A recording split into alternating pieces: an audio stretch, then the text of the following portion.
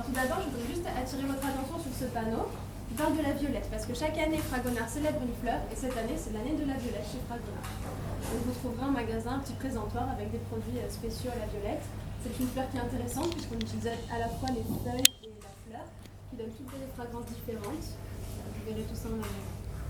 Alors, ici, nous avons plusieurs méthodes pour extraire des essences. La première, c'est la distillation. Alors en fait, on va mettre dans cette cuve des pétales de fleurs avec de l'eau qu'on va faire chauffer à 100 degrés. La vapeur monte, chargée des molécules odorantes des fleurs. Elle passe ici dans ce bol de cygne et elle atterrit dans la cuve réfrigérante dans laquelle on a un serpentin. Et dans ce serpentin, la vapeur va se refroidir, va se condenser. On va récupérer le liquide dans ce vase florentin.